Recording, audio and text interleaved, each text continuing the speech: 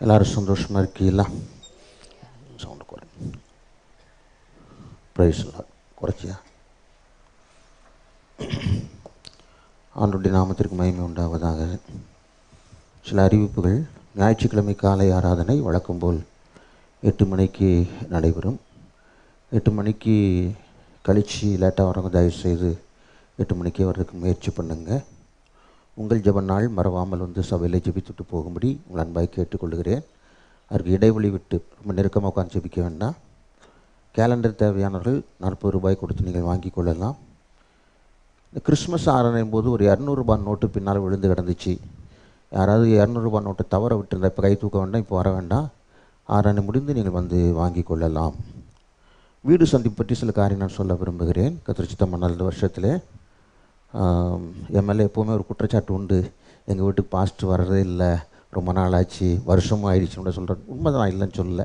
உங்கள் குற்றச்சாட்டுகளுக்கு நான் பதில் சொல்கிறதுக்கு ஒன்றும் இல்லை, மன்னித்து கொள்ளுங்கள் என்று மாத்திரமே சொல்ல முடியும். ஆனால் இந்த ஆண்டிலே கொஞ்சம் துரிதமாக வரலாம் என்று யோசித்திருக்கிறோம்.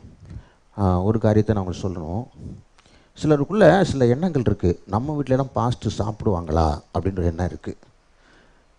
உங்கள் வீடு சின்ன வீடாக இருந்தாலும், நீங்கள் வந்து இந்த விறகடுப்புலாம் சமைச்சாலும், நீங்கள் அன்பாய் கொடுக்குற எந்த ஆகாரத்தையும் நாங்கள் சாப்பிடுறதுக்கு ஆயத்தமாக இருக்கிறோம்.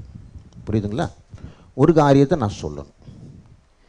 இதில் வந்து உங்களுக்குள்ளே தான் நீங்கள் பார்த்துக்கணும். அது நான் பொறுப்பு இல்லை. ஒரு வேளை ஒரு ஏரியாவில் ஒரு 10 பேர் இருக்காங்கன்னு வச்சுக்கோங்க. 10 பேர் வீட்டில் என்ன சாப்பிட முடியுமா? என்னங்க, அடுத்த நாளே போய் வீட்டில் அட்மிட் ஆகிடணும். 10 பேரில் நீங்கள் கூடி பேசிக்கிட்டு ஒரு குடும்பத்தில் நீங்கள் செலக்ட் பண்ணிக்கலாம். அல்லது ஒரு வேளை சாப்பாடு கொடுக்க நான் இது வாங்கி தரேன்னு சொல்லி உங்களுடைய அன்பை நீங்கள் எங்களுக்கு செலுத்துவதற்காக அப்படி நீங்கள் பிரித்து கொண்டு ஏதோ செய்யலாம். நான் ஒன்று சொல்கிறேன், யாரும் இப்படி சொன்னதுனால சாப்பிடத்தான் பாஸ்ட் வர்றார் போல் அப்படின்னு நினச்சிடாதீங்க. சாப்பாடு முக்கியமல்ல, ஆனால் நீங்கள் சாப்பிடுவார்களா என்ற சந்தேகத்திற்கு நான் பதில் கொடுத்து விட்டேன். யார் வீட்டில் என்ன கொடுத்தா நாங்கள் நிச்சயமோ சாப்பிடுவோம். ஒன்று. அப்புறம் கணவர் ரட்சிக்கப்படாமல் இருந்தால் உங்கள் வீட்டில் நாங்கள் சாப்பிட மாட்டோம். கணவர் ரட்சிக்கப்படாமல் இருந்தால் உங்கள் வீட்டில் நிச்சய மாட்டோம், சாப்பிட மாட்டோம். ஏன்னா அவருக்கு வந்து அது அந்த அளவுக்கு பிரியமாக இருக்கும் என்று சொல்ல முடியாது. சரியா? ஏன்னா ஏசுனாரை இருக்கிறவருக்கு வந்து ஏசுனார் போய் சாப்பாடு கொடுக்குற கொஞ்சம் மனதில் என்ன செய்யும், ஒரு தடுமாற்றம் வர்றதுக்கு இயற்கை. அதனால் இன்னொன்று, ரட்சிக்கப்பட்டு ஞானஸ்நானம் பெற்றவங்க வீட்டில் நாங்கள் சாப்பிடுவோம். இதெல்லாம் சில கண்டிஷன்ஸ். ஓகே? அதனால் எல்லார் வீட்டிலும் நாங்கள் சாப்பிட்றதுக்கு ஆயத்தமாக தான் இருக்கோம். ஒருவரும் எங்களை குறித்து தவறாக நினைக்க வேண்டாம். நான் யார் வீட்டில் நாங்கள் சாப்பிடுவோம். ஓகேயா?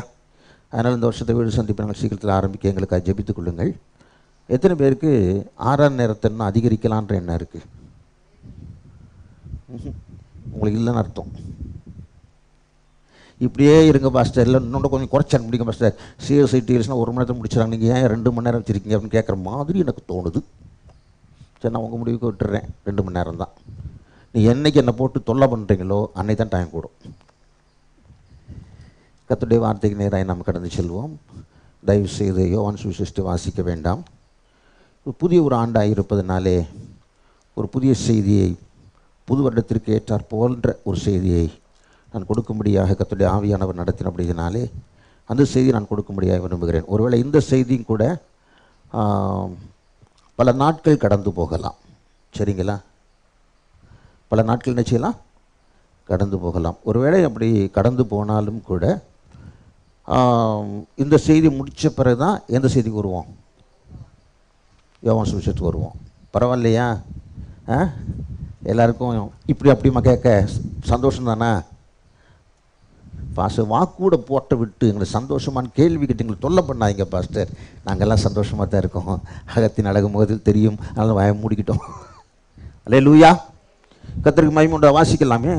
வெளிப்படுத்தின விசேஷம் 21ஆம் அதிகாரம் 5ஆம் வசனம்.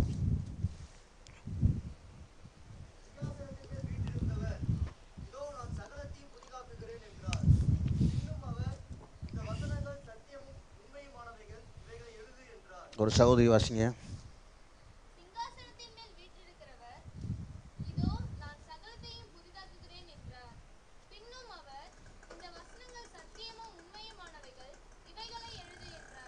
சிங்காசனத்தின் மேல் வீற்றிருந்த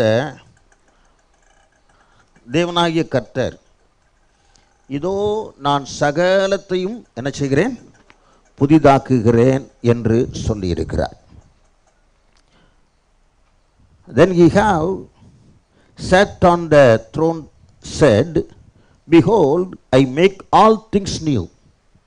எல்லாவற்றையும் என்ன சொல்லி தமிழ் என்ன சொல்லியிருக்கு? சகலத்தையும் புதிதாக்குகிறேன் என்று ஆண்டவர் சொல்லுகிறார். அப்படி என்றால் தேவனால் புதிதாக்கப்பட முடியாத காரியம் என்று ஒன்றுமே இல்லை. அவர் சகலத்தையும் புதிதாக்குற தேவனாய் இருக்கிறார். அருமையான கர்த்தருடைய பிள்ளைகளே, நம்முடைய வாழ்க்கையின் அனைத்து பகுதிகளையும் அவர் சகலத்தையும் அவர் புதிதாக்குற தேவனாய் இருக்கிறார். சில நேரங்களில் இந்த காரியத்துக்கு ஏசுனாட்ட ஜெபம் பண்ணணும், இதுக்கெல்லாம் ஜெபம் பண்ண அவர் கேட்பாரான்னு யோசிக்க வேண்டாம். நம்முடைய வாழ்க்கையின் சகல பகுதிகளையும், எங்கெல்லாம் இருள் இருக்கிறதோ, எங்கெல்லாம் வேதனை இருக்கிறதோ, எங்கெல்லாம் பிரச்சனை இருக்கிறதோ, அவை எல்லாவற்றையும் மாற்றி போடுகிற தேவனைத்தான் நீங்களும் நானும் பின்பற்றி கொண்டிருக்கிறோம். அல்லேலூயா. இந்த வருடத்தில் ஆண்டவர் நமக்கு சகலத்தையும் புதிதாக்கி கொடுக்கும்படியாக காத்து கொண்டிருக்கிறார். ஒன்று நம்ம தெரிஞ்சிருக்க வேண்டும், நான் சகலத்தை என்ன செய்கிறேன்? படிக்க, திரும்ப படிங்க.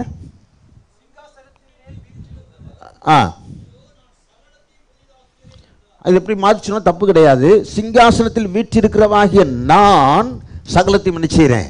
புதிதாக்குகிறேன். அப்படி என்றால் அது அவரால் மட்டுமே முடியும் என்பதை அறிந்திருக்க வேண்டும்.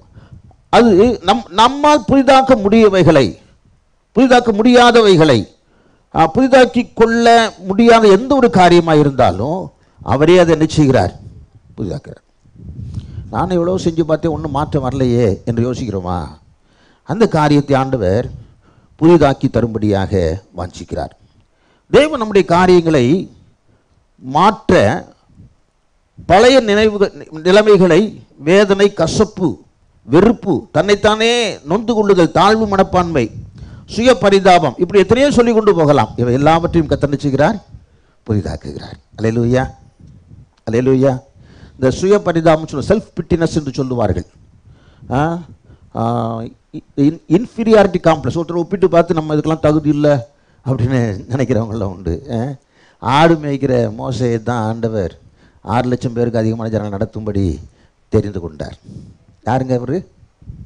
எந்த பைபிள் காலேஜ் டாக்டர் பட்டம் பெறல, ரெவரண்ட் பட்டம் பெறல, ஒன்றுமே பெறல. சாதாரண ஆடு மேய்க்கிற ஆள்.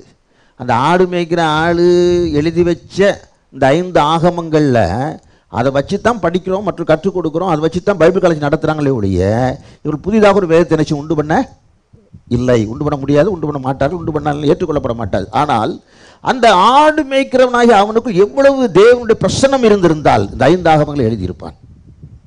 அப்போ நம்முடைய நிலைமை தகுதியற்றது, நான் இதெல்லாம் தகுதி கிடையாது, நான் இதெல்லாம் செய்ய முடியாது. அன்பான தேவனுடைய பிள்ளைகளை, நமக்குள்ளே எப்பொழுதுமே சாத்தான் உன்னால் முடியவே முடியாது என்ற எண்ணத்தை விதைப்பதிலே அவன் கவனமாயிருப்பான். ஆமென். எத்தனை பேர் ஆமென் சொல்றீங்க? எப்படியால் நம்மை குழப்புவதற்கு, நம்முடைய வாழ்க்கையில் அவிசுவாசங்களை கொண்டு வருவதற்கு அவன் எப்பொழுதுமே என்ன செய்கிறான்? ஆயத்தமுள்ளவனாய் இருக்கிறான். ஆனால் நம் வசனத்தை சார்ந்திருக்கும் பொழுது நம்மை அவன் ஏமாற்ற முடியாது. எனவே அருமையான கர்த்தருடைய பிள்ளைகளே, இந்த சுய பரிதாபம் என்று சொல்லும்போது நிறைய காரியம் சொல்லலாம். என்ன சொல்லுவாங்க?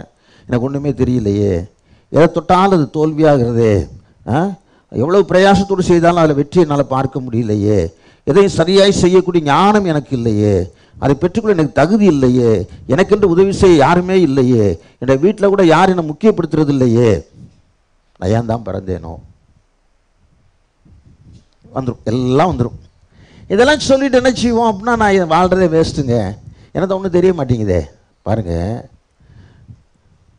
ஞானம் உள்ளவங்க ஒரு காரியத்தை செஞ்சிட முடியும், ஞானமே இல்லாதவங்களை கர்த்தர் செய்ய வைப்பார். அதான் விஷயம். நம்மகிட்ட ஒன்றும் இல்லை, எந்தெந்த பகுதியெல்லாம் எனக்கு முடியல, போகல, வரல, செய்யக்கூடிய அளவுக்கு எனக்கு தகுதி இல்லை, எனக்கு அந்தளவுக்கு பலன் கிடையாது என்றெல்லாம் சொல்லி கொண்டிருக்கிறோம். அந்தந்த பகுதிகளுக்கு ஏற்ற கர்த்தர் கிருபைகளை கொடுத்து நம்மை புதிதாக்குகிற தேவனாய் இருக்கிறார். உன்னை புதிதும் கூர்மையுமான பற்கள் உள்ள எந்திரமாக என்ன செய்வேன்? மாற்றுவேன் என்று ஆண்டவர் சொல்லுவார். மாற்றுகிற தேவன் உண்டு, புதிதாக்குகிற தேவன் உண்டு. அவர் வெற்றி சிறக்கிற தேவனாய் அவர் இருக்கிறபடியினாலே என்னால் சரிப்படுத்திக் கொள்ள முடியாத காரியங்களை நான் ஆண்டவருக்கு சொல்லும் பொழுது அதை முற்றிலுமாக புதிதாய் மாற்றி விடுகிறார். நம்ம முயற்சி பண்ணி கடைசி நினைச்சிடும் தொட்டு தான் போகிறோம். ஆனால் யார்கிட்ட கொடுக்கணும் அதை? அவைகளை என்னிடத்தில் கொண்டு வாருங்கள் என்று சொல்லி அந்த 5 அப்பம் 2 மீன் அந்த 5000 பேர் பங்கிடும் போது சொன்னார்.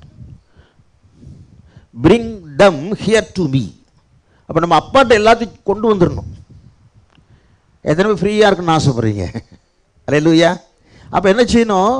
நம்மகிட்ட எப்பெல்லாம் சுமை வருதோ, பாரம் வருதோ, இந்த இது என்ன சொல்கிறது, பிரச்சனை வருதோ, அது எல்லாத்தையும் என்ன செய்யணும்? அப்பாட்ட சொல்லி. அப்போ நம்ம ஃப்ரீயாக என்ன செய்யலாம்?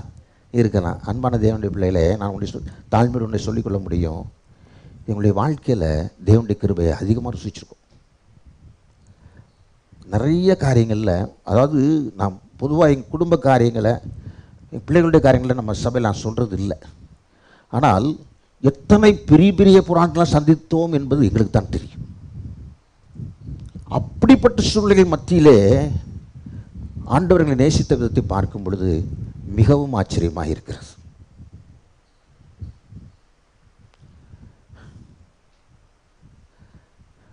கர்த்தர் நல்லவர். அதுக்கு மேலே சொல்கிறதுக்கு ஒன்றுமே இல்லை. ஆச்சரியத்தில் ஆச்சரியமான காரியம். ஆண்டவர் மட்டும் அந்த இடத்துல, அந்த நேரத்தில் எங்களுக்கு உதவி செஞ்சுட்டு காட்டி ஒன்றுமே நடந்திருக்காது. இதை நான் ஊழியக்காரன்ட்டு தான் பெரும்பாலும் பகிர்ந்துள்ள விரும்புகிறேன்.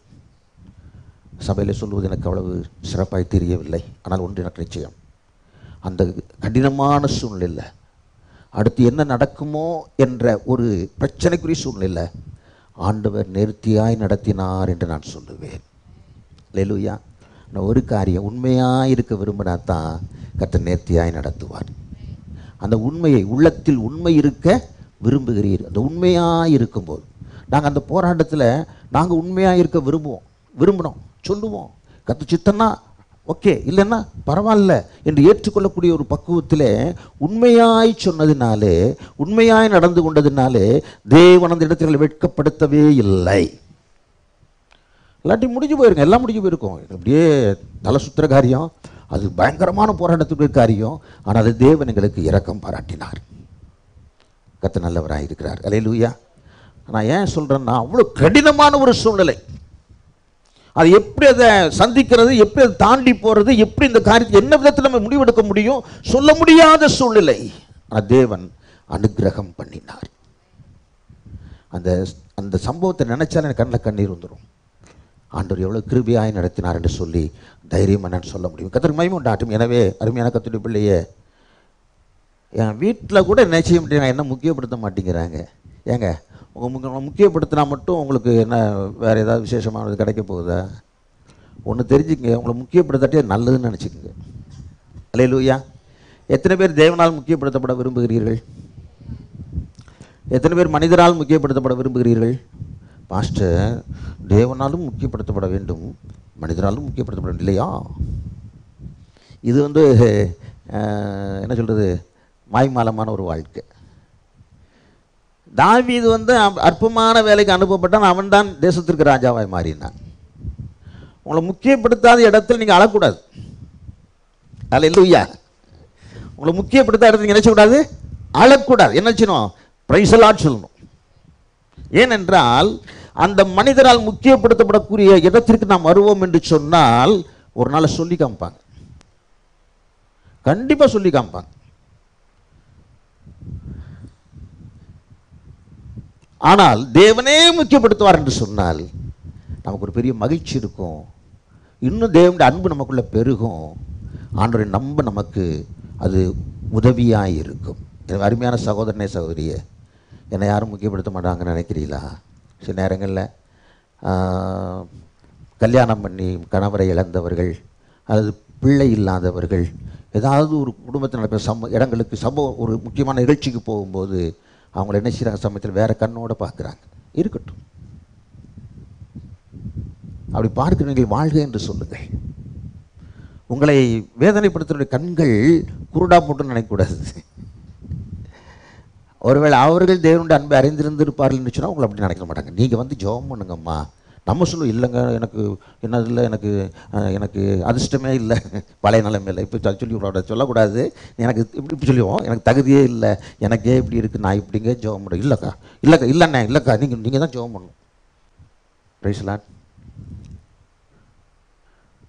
ஆண்டவர் அதை செய்ய காத்திருக்கிறார். எனவே மனிதரால் முக்கியப்படுத்தப்படக்கூடிய ஒரு விருப்பம் நமக்குள் இருக்கும் என்றால் அது சாகடிக்கப்பட வேண்டும். என்னை முன்னால் உட்கார வைக்கணும், என்னை தான் ஜெபம் பண்ண சொல்லணும். அந்த எண்ணமே மனசில் வரக்கூடாது. நான் விசுவாச கண்களால் பார்க்கிறேன், இங்கே அநேக ஊழியர்கள் எழும்ப போகிறீர்கள், அதனால தான் பேச வைக்கிறான்னு நான் விசுவாசிக்கிறேன். அல்லேலூயா. மனிதர்களால் முக்கியப்படுத்தப்படக்கூடிய இடத்தை நாம் ஒரு நாளும் விரும்பக்கூடாது.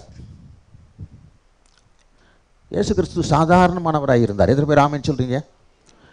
ஆயக்கார் வீட்டில், பாவிகள் வீட்டில் போய் உட்கார்ந்து அவர்களோடு அவர் ஒருவராக இருந்து உட்கார்ந்து நினைச்சிட்டார், சாப்பிட்டார். அவர் யார்? தேவகுமாரன்.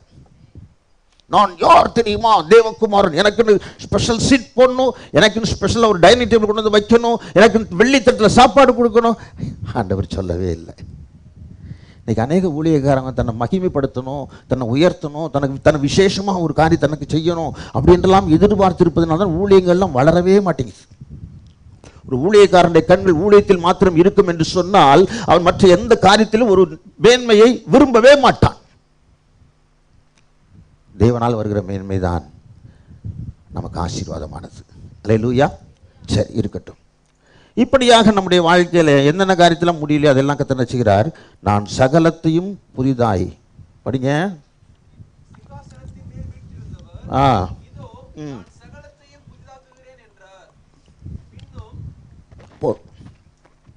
இதோ நான் சகலத்தையும் புதிதாக்குகிறேன். இப்போ உங்கள் மனசில் பல கேள்விலாம் இருக்கும், பல சந்தேகங்கள்லாம் இருக்கும், பல குழப்பங்கள்லாம் இருக்கும். இதெல்லாம் இப்படி மாறப்போகுதுன்னு தெரியலையேன்னு யோசிச்சுட்டு இருக்கலாம். எல்லாவற்றையும் கர்த்தர் புதிதாக்க போகிறாரு. விசுவாசம் உள்ளவர் மட்டும் ஒரு அல்ல சொல்லுவோமா? அல்லேலூயா. எனக்கு ஒன்றும் தெரில ஆண்டவரே, என்ன பண்ண தெரியல, இப்படி பண்ண தெரியல, ஒன்றும் புரிய மாட்டேங்குது, நீங்கள் நடத்துங்கப்பான்னு சொல்லி விட்டுட்டீங்கன்னா அவர் அழகாக நடத்தி சொல்லுவார். நீங்கள் பவுல் சொல்றாரு, நீங்கள் கவலையற்றவர்களாக இருக்க விரும்புகிறேன். அப்போ கவலை வராதா? வரும். வந்தால் யார்கிட்ட கொடுத்துடணும்? அப்போ எனக்கு இது சமக்கிறதுக்குள்ள ஞான் தைரியம் இல்லை, பலன் இல்லை ஆண்டவர், நீங்கள் பார்த்துக்குங்க, சிம்பிளாக கொடுத்துருங்க. நீங்களே வச்சுக்கிட்டு இருக்கிறனால தான் நிச்சயம் இல்லை. சமீபத்தில் பாஸ்டர் பிரசங்கம் பண்ணும்போது சொன்னாங்க இல்லையா, வண்டி மேலே ஏறி உட்காந்து மேலே சும்மா நச்சுது. அப்படி தான் அநேகர் இருக்கிறாங்க. கொடுத்துட்டு ஃப்ரீயாக இருக்கணும், ஸ்தோத்திரம் பண்ண ஆரம்பிச்சிடணும். மீதியானது யார் பார்த்துக்கொள்வார்? கர்த்தர் பார்த்துக்கொள்வார். ஆமேன். என் பிள்ளை 2வது மகளுக்கு எஜுகேஷன் லோன் கிடைக்கலன்ட்டு ஒரு பேங்க் வாசல் நின்று கண்ணீர் விட்டேன். ஆனால் ஆண்டவர் எப்படியோ அந்த காரியத்தை இன்னொரு அன்பான தேவனுடைய பிள்ளை மூலமாக எஜுகேஷன் லோன் கிடைப்பதற்கு ஆண்டவர் உதவி செய்தார். அல்லேலூயா. இன்றைக்கு நான் தாழ்மையாக சொல்லி நான் கடனே இல்லாதவனாக இருக்க சொல்லி கர்த்தரை மகிமைப்படுத்த முடியும். ஏனென்றால் நமக்குள் மேன்மையான எண்ணங்கள் இருக்கும் பொழுது மாத்திரமே கர்த்தர் நம்ம நினைச்ச முடியும், மேன்மைப்படுத்த முடியும். நீங்கள் ஒரு கடனுக்கு ஒன்று வாங்கிட்டு போய் நீங்கள் அதை நீங்கள் இப்போ அவங்க வீட்டில் போய் பார்த்தீங்களா நல்லா இருக்குது பற்றிலாம்னு சொன்னாக்கா அவனை தெரியாதாக்கு நான் அங்கேருந்து வாங்கிட்டு வந்திருப்பேன், ரொம்ப சீப்பாக நினைப்பாங்க. இப்போ நமக்கு வர வேண்டிய மேன்மை நம்மளே நிச்சயம் சமயத்தில் கெடுத்துக்கிறோம். எனவே சகலவற்றிலும் சரியாக நடக்க தீர்மானிக்கும் பொழுது ஆண்டவர் கண்டிப்பாக நம்ம மேன்மைப்படுத்துவார். இருக்கட்டும், தோல்வியான, தடுமாற்றமான, போராட்டமான சகல காரியங்களையும் இந்த ஆண்டிலே ஆண்டவர் புதிதாக்க போகிறார். எத்தனை பேர் விசுவாசிக்கிறீங்க? முதல்ல சொல்லிட்டேன், நமக்கு முடியாது, ஆண்டவருக்கு எதுவும் முடியும். ஆண்டவரால் முடியாத ஒன்றுமே இல்லை. கர்த்தர் நல்லவர் என்பதை ருசித்து பாருங்க. ஒரு காரியத்தில், 2 காரியத்தில், 3 காரியத்தில், 4 காரியத்தில், 5 காரியத்திலையா? என்னங்க? எல்லா காரியத்திலும். நீங்கள் முட்டி போட்டு ஜெபம் முட்டி ஆண்டவர் பார்த்துக்குவான்னு சொல்லிட்டு விட்டுருங்க, பார்த்துக்குவார் ஆண்டவர். ஜார்ஜ் முல்லர் என்று சொல்லக்கூடிய, மன்னிக்கவும், ஜார்ஜ் முல்லரா இல்லை, ஜார்ஜ் முல்லர் தானோ? ஆமாம், ஜார்ஜ் முல்லர் என்று சொல்லக்கூடியதான ஒரு பெரிய தேவனுடைய மனுஷன் அனாதை ஆசிரமம் நடத்தினார். அவர் யார்கிட்டையும் எதுவுமே கேட்க மாட்டார், ஆண்டவர்கிட்ட மட்டும்தான் கேட்பார். அப்போது அவருடைய அனாதை ஆசிரமத்தில் அன்றைக்கி சாப்பாடு இல்லை. என்ன செய்தார்? எல்லாண்டையும் தட்டை கொடுத்துட்டு ஆகாரம் வச்சது மாதிரி பிள்ளையெல்லாம் ஜெபம் பண்ண சொல்கிறார். எல்லா பிள்ளையும் ஜெபம் பண்ணியாச்சு, ஆனால் என்ன இல்லை? ஆகாரம் இல்லை. திடீர்னு வாசலில் ஹாரன் சத்தம் கேட்குது, கீங்கிட்டு ஹாரன் சத்தம் கேட்குது. திறந்து பார்த்தா ஒரு வண்டி நிறைய சாப்பாடு. அரிசியாக கொடுத்தா கூட சமைச்சு தான் கொடுக்கணும், எல்லாம் ரெடி ஆயிடுச்சு. என்னன்னு கேட்டால் ஒரு விசேஷத்துக்கு செஞ்சது, அங்கே ஒரு மரணம் ஏற்பட்டு போச்சு, அதனால் அதை அப்படி வேஸ்ட் பண்ண வேண்டான்ட்டு உங்கள்கிட்ட கொண்டு கொடுக்குறக்கா கொண்டு வந்து வந்தாங்க. எல்லா அப்படியே திருப்தியாக சாப்பிட்டாங்க. அல்லேலூயா. என் தேவையை அறிந்த ஒரு தேவன் எனக்கு இருக்கிறார். அந்த தேவையை எப்பொழுது சந்திக்க வேண்டும் என்றும் அறிந்தவராக இருக்கிறார். அதை எப்படி சந்திக்க வேண்டும் என்றும் அவர் அறிந்தவராக இருக்கிறார். அவ்வளோதான். எனவே கர்த்தர் நல்லவன் ருசித்து பாருங்கள் என்பது ஆரம்பகால விசுவாசிக்குள்ள அனுபவம் மாத்திரமல்ல, நம்முடைய கண்களை மூடும் வரைக்கும் அதை செய்ய முடியும்.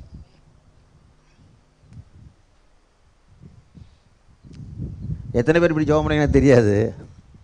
எல்லாம் உங்களுக்கு வேடிக்கை தெரியும், சமயத்தில் கோமா கூட வரும். நான் சொல்கிறது தப்பு இல்லை. கர்த்தர் நல்ல ரொம்ப ருசி பார்க்கணுன்னா நம்ம செத்த பிறகு ருசி பார்க்கணும். நான் கொஞ்சம் வித்தியாசமாக சொல்கிறேன். என்ன அதாவது இப்போ எனக்கு மரணம் உங்களை சொன்னால் கோச்சிக்குவீங்க. எனக்கு மரணம் ஏற்பட்டு போச்சு, என்னை பெட்டியில் வச்சுட்டாங்க, ரைட்டா? நான் என் மனசில் நினைக்கிறேன், செத்த பிறகுல முன்னாலே நினைக்கிறேன், எனக்கு என்னுடைய அடக்கத்தில் இந்த பாட்டு பாட நல்லா இருக்குமே அப்படின்னு நான் யோசிக்கிறேன். அப்போது இப்போ நான் என்னது பரலோகத்துக்கு போயிட்டேன், அது பரதேசத்துக்கு போயிட்டேன், அது வேறு.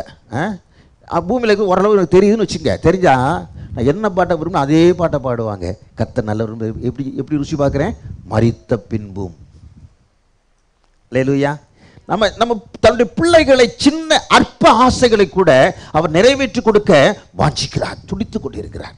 நமக்கு புரியல, என்னமோ ஆண்டு எங்கேயோ இருக்கிற மாதிரி, நம்ம எங்கேயோ இருக்கிற மாதிரி. ஆண்டு ஜபத்தை எல்லாரும் ஜபத்தை என்ன பண்ணி ஜபத்தை கேட்க மாட்டார், அப்படி இப்படி. சில நேரங்களில் பிசாசு, நீ எவ்வளோ பாவம் செஞ்சிருக்கு தெரியுமா, உன் ஜபத்தில் ஆண்டு கேட்பான்னு நினைக்கிறியா அப்படின்னு நினச்சிவான், நம்மளை டிஸ்கரேஜ் பண்ணுவான். எவ்வளோ பெரிய பாவம் செஞ்சாலும் சரி, இயேசு கிறிஸ்துவின் ரத்தம், அதை வேற மாதிரி சொல்லுது. இயேசு கிறிஸ்துவின் ரத்தம் சகலன்னு சொல்லக்கூடாது, சகல பாவங்களையும் நீக்கி நம்மை சுற்றி இருக்குது. சகல, அது முடிஞ்சு போச்சு, எல்லாம் அதுக்குள்ளே வந்துருச்சு. என்னென்ன தப்பு செஞ்சோமோ எல்லாமே அதுக்குள்ளே வந்துருச்சு. ஆண்டவர் நம்முடைய பாவத்தை பார்த்து நம்ம ஆசீர்வதிக்க விரும்பினார்னா ஒருத்தரோட ஆசீர்வதிக்கப்பட்டிருக்க வாய்ப்பே இல்லை. அவர் பாவத்தை பாராதபடி, பாவங்களை பாராதென்னை பற்றி கொண்டீரே, சாபங்களை நீக்கி சுத்த, அப்படிதான். அதனால பாவத்தை பாராதபடிக்கு மன்னித்து, பாவத்தை பாராபடி இருப்பான்றதுக்காக பாவம் செஞ்சுட்டு இருக்குன்னு அர்த்தம் இல்லை. நம்ம ரொம்ப பயந்து பிரசங்கம் பண்ண வேண்டியிருக்கு. இன்னைக்கு ஊழியக்காரர் நிறைய பேர் எழுப்பிட்டாங்க, நீ பாவம் எத்தனை செஞ்சாலும் ஐயாசனார் மன்னிச்சிருவார், அவர் கிருபையுள்ள தேவன், அப்படி போயிட்டாங்க. அப்படி கிடையாது, அது தவறான உபதேசம். அறியாமல் சில நேரத்தில் நான் தடம் புரளும் பொழுது, அது இப்படிப்பட்ட காரியமாக இருந்தாலும் சில நேரங்களில் சில சொல்ல நான் கேட்டிருக்கிறேன், ஐயா ரட்சிக்கப்பட்டதுக்கு முன்னால் கூட அந்த பாவத்தை செய்யலை, நான் ரட்சிக்கப்பட்ட பிறகு முன்னால் செய்யாத அந்த கொடிய பாவத்தை நான் செஞ்சிட்டேனே என்று வருத்தப்பட்டவர்கள் உண்டு. ஆனால் ஆண்டவர் இயேசு அதையும் மன்னித்திருக்கிறார். அவர் நல்லவர், சர்வ வல்லவர், அன்பு நிறைந்தவர். அவர் நல்லவர், சர்வ வல்லவர், அன்பு நிறைந்தவர். எனக்கொரு நேசர் உண்டு, அவர்தான் இயேசு ராஜா. எனக்கொரு புகலிடம் உண்டு, அவர்தான் இயேசு ராஜா. சரி, இப்போ சில நபர்களை பற்றி நாம் சிந்திக்க போகிறோம். ஒன்று, பழையதை புதிதாக்குவார், அல்லது முற்றிலும் புதிதான ஒன்றை நமக்காக ஆண்டவர் செய்வார். சரியா? இதை மனசில் வச்சுக்கோங்க. இதை வச்சு நம்ம தொடர்ந்து கர்த்தருடைய வார்த்தைகளை தியானிக்க போகிறோம். தேவனால் புதிதாக்கப்பட்ட அனுபவங்களை பெற்றுக்கொண்ட சிலரை நாம் பார்க்க போகிறோம். முதலாவதாக லூக்கா சுவிசேஷம் 19ஆம் அதிகாரம் முதல் 3 வசனங்களை வாசிக்கலாமே.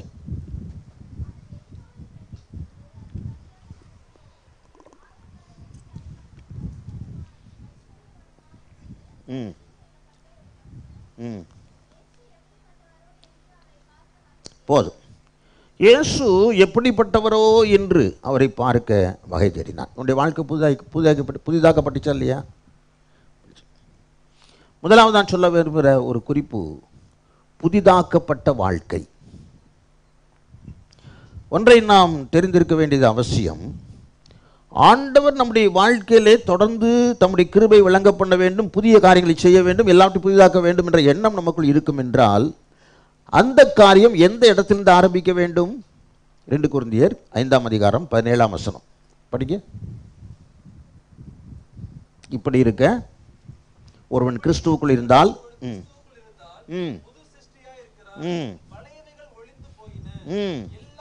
எல்லாம் புதிதாயின, பழையவைகள் ஒளிந்து போயின, எல்லாம் புதிது. அப்போ ரட்சிக்கப்பட்ட அனுபவத்தை தொடர்ந்து கர்த்தர் நமக்கு புதிய காரியங்களை செய்யும்படி காத்திருக்கிறார். அவர் ரட்சிக்கப்படாமல் செய்ய மாட்டாரா? செய்வார். ஏன்னா அவர் நீதிமானுக்கும் அநீதிமானுக்கும் நினைச்சிட உதவி செய்கிற தேவன். நல்லா இருந்தாலும் பொல்லாருமே நினச்சி மழையை பெய்ய பண்ணுகிற தேவன். ஆனால் பொதுவாக ரட்சிக்கப்பட்ட பின்புதான் நம்முடைய வாழ்க்கையிலே அநேக புதிய காரியங்களை கர்த்தர் செய்யும்படியாக காத்து கொண்டிருக்கிறார். இங்கே சகேயுவை பற்றி பார்க்கும்போது புதிதாக்கப்பட்ட ஒரு வாழ்க்கை. இவன் மிகப்பெரிய ஐஸ்வர்யவான் என்று நமக்கு தெரியும். அவன் வரி வசூலிப்பவர்களுக்கு தலைவன் என்று தெரியும். இவனை பற்றி பல அநேக செய்திகளை, மெசேஜஸ் நம்ம தொலைக்காட்சி மூலமாக அல்லது பிரசங்கத்தில் நம்ம கேட்டிருப்போம். அப்படி தானே? சகேயு என்றால் இன்னோசன்ட் என்ற அர்த்தம். ஒரு வெளிப்படைத்தன்மை உள்ளவன். அதாவது இன்னோசன்ட்டுக்கு ஆப்போசிட் வேணுன்னா கன்னிங் சொல்லலாம். கன்னிங்னா என்ன அர்த்தம்? ரொம்ப அது மாதிரி என்ன சொல்கிறது, தந்திரமாக செய்கிறவங்க. ஆனால் இவன் இன்னோசன்ட் மேன், வெளிப்படையான, அதாவது இப்படி சொல்கிறது. இன்னோசன்ட் சரியான ஒரு அர்த்தம் யாராவது சொல்ல முடியுமா? இன்னோசன்ட் என்ன? வெகுளியான மனுஷன், இன்னோசன்ட் மேன். பாருங்க, இவன் எப்படி மாற்றம் பெற்றான் என்றும் நாம் கேட்டிருப்போம். அப்படி தானே? என்ன சொல்லுவோம்? இயேசுவை பார்க்க ஆசையாக இருந்தான், அது மாதிரி பார்க்குறதுல தடையெல்லாம் இருந்துச்சு. ஆனாலும் அந்த தடைகள் அவனை தடை பண்ணவில்லை. மரத்து மேலே இருக்கும் அந்த நிச்சயம் இயேசுவை பார்த்தா ரைட், ஓகே, நீ சொன்ன ரைட்டு தான், தப்பு இல்லை, ஒன்றும் இல்லை, ரைட். இங்கே ஒரு முக்கியமான காரியத்தை நான் சொல்ல விரும்புகிறேன். இவன் இந்த மாற்றத்தை பெற காரணம் என்ன என்று நாம் பார்த்திருப்போம். எங்கே உங்கள் மனதில் தோன்றுகிற பதில்களை கொஞ்சம் சொல்லுங்க பார்ப்போம். சகை மாற்றப்பட்டது காரணம் என்னன்னு சொல்லுங்க பார்ப்போம். சகலத்தையும் புதிதாக்குன்னு ஆண்டு சொல்லிட்டார், அப்படி தானே? என்னுடைய மெசேஜ் உங்களுக்கு ஃபாலோ பண்ண முடியுதா? சகலத்தையும் புதிதாக்குறேன்னு சொன்னார். அப்போது முதல் குறிப்பு என்ன சொன்னேன்? புதிதாக்கப்பட்ட வாழ்க்கை. சரி, எங்கே சொல்லுங்கள், உங்கள் மனதில் தோன்ற பதிலை சொல்லுங்க பார்ப்போம். நான் ஒன்று சொல்லிவிட்டேன். பாவியான மனுஷன் சொன்னானா? சரி, ரைட். அப்புறம் சரி, ரைட், ஓகே. அப்புறம் இந்த கேள்வி கேட்குறதுக்கு நீங்கள் என்ன தப்பாக நினச்சிடக்கூடாது. உங்களுக்கு ஒன்றும் தெரியாது, எனக்கு தான் தெரிஞ்சு சொல்கிறதுக்காக இல்லை. நீங்கள் சொல்கிற பதில் எல்லாம் கரெக்டாக இருக்கும். அதிலும் கூடுதல் ஒரு பதிலை நாம் ஆவியானவர் உணர்த்துறபடினாலே, வெளிப்படுத்தினபடினாலும் சொல்ல விரும்புகிறேன், அவ்வளோதான். நீங்கள் ஒருத்தர் சொல்லும்போது என்னாகும்? உங்களுடைய வேத அறிவு என்ன செய்யும்? வளரும். சொல்லு, வேறு ஏதாவது இருக்கா? புதிய வாழ்க்கை விரும்பணும், ரைட், ஓகே. எனக்கு மனம் திரும்ப நானா? சரி, ரைட்டு. மாண்டர் பார்க்கணும் வாஞ்ச வந்துச்சு.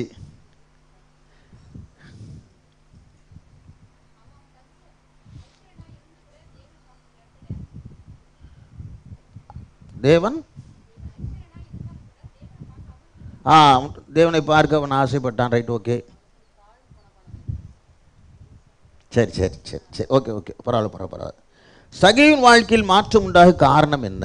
அவனுக்குள் ஒரு வெறுமை இருந்தது,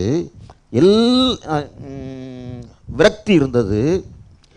எல்லாமே என்கிட்ட இருக்கு, ஆனால் எனக்குள்ள சமாதானம் இல்லையே, மனது ஒரே வெறுமையாய் விரக்தியாய் இருக்கிறதே என்ற ஒரு போராட்டம் இருந்தது. அல்லேலூயா. கவனிச்சு பார்த்தீங்கன்னா, இயேசு எப்படிப்பட்டவரோ என்று பார்க்க, அப்படிதான் படிக்கிறத,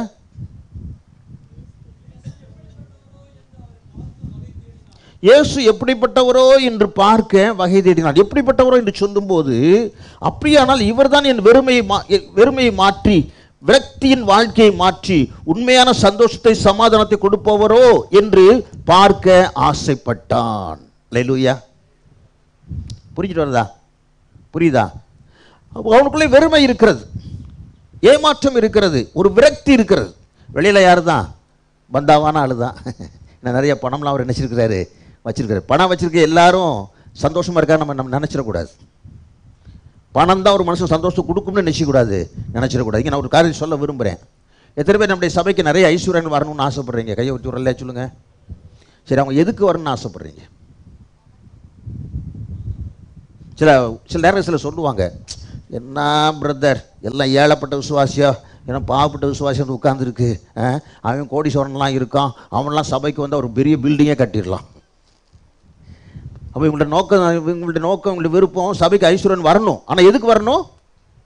பில்டிங் கட்டுறதுக்கு. அவன் உருப்பட்டானோ உருப்படலையோ, மனம் திரும்பினானோ இல்லையோ, அவனுக்கு இந்த ஊழியக்காரருக்கு தேவையானது என்ன? இந்த ஊரில் எத்தனை பணக்காரங்க இருக்காங்க ஆண்டவரே, அவங்களாம் சபை கொடுத்தீங்கன்னா அது நாங்கள் உடனே சர்ச்சு கட்டிடுவோம் ஆண்டவரே. அடம்பா நாசமாக போக. எவ்வளோ பெரிய பணக்காரன் ரட்சிக்கப்பட வேண்டும் என்ற எண்ணத்தை தவிர வேறு எந்த எண்ணம் வரக்கூடாது.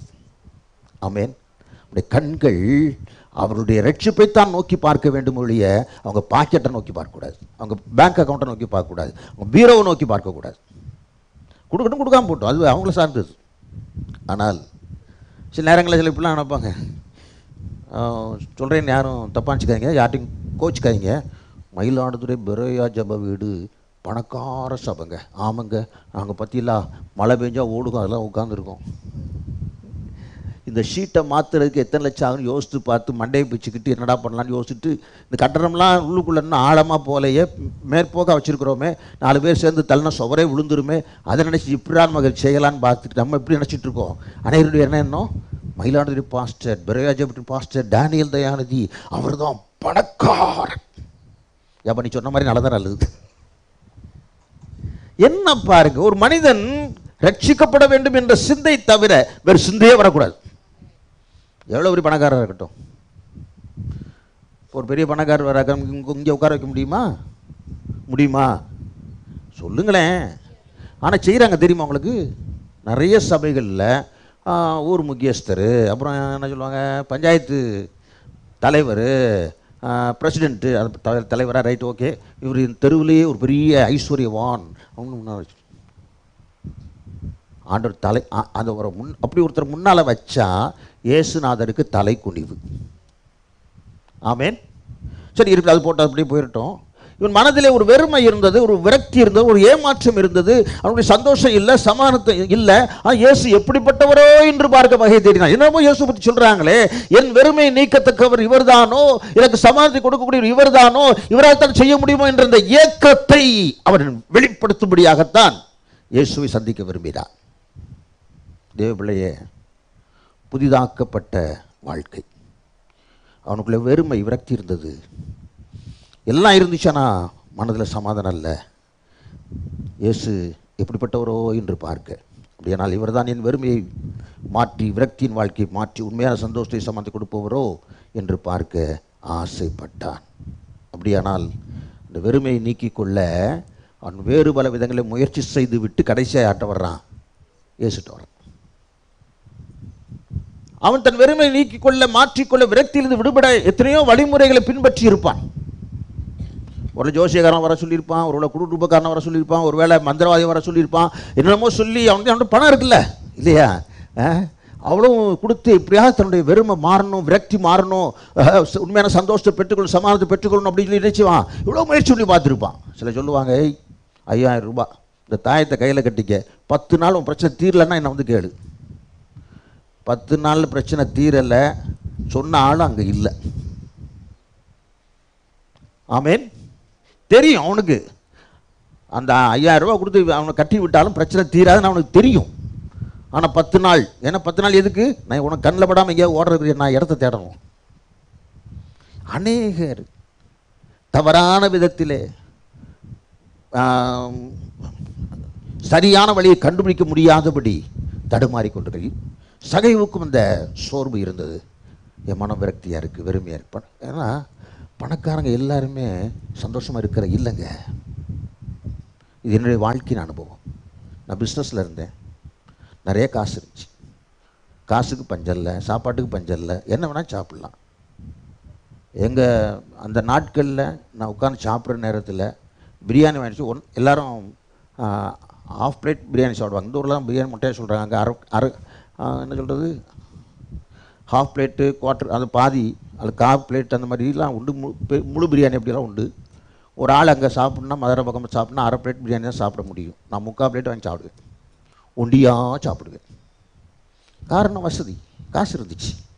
ஆனால் உள்ளத்தில் வெறுமை இருந்தது, ஏமாற்றம் இருந்தது, தோல்வி இருந்தது, கசப்பு இருந்தது, தடுமாற்றம் இருந்தது.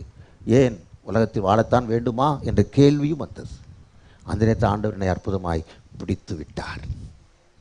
அருமையான கர்த்தருடைய பிள்ளையே, இந்த ஐஸ்வர்யவானுடைய ஏக்கம், தன் வெறுமையை இயேசு நீக்குவாரா?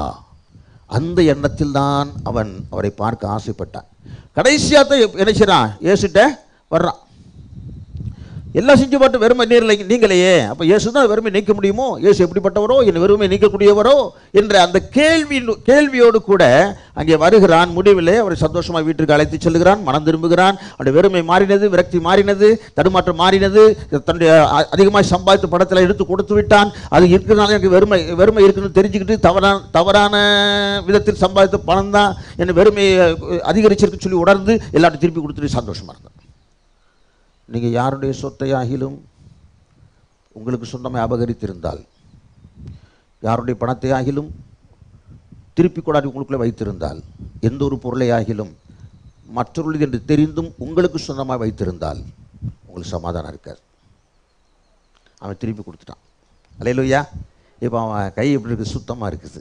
அல்லேலூயா, அல்லேலூயா. கர்த்தருக்கு மகிமை உண்டாவதாக. உண்மையான மனம் திரும்புதல் அதுதான்.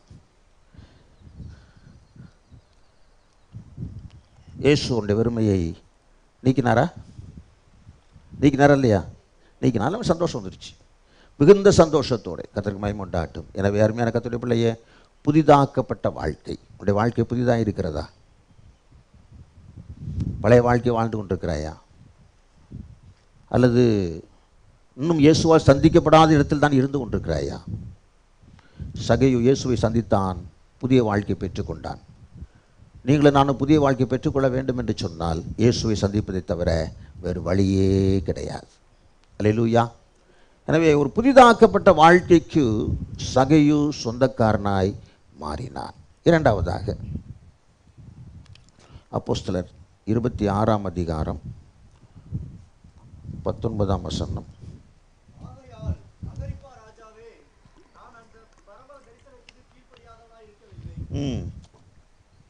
20ஆம் அதிகாரம் 22 முதல் 24. சொன்ன வசனம் மட்டும் கரெக்டாக வாசிக்கணும், ரைட்டா? கூட வாசிக்கக்கூடாது. 20ஆம் அதிகாரம் 22 முதல் 24.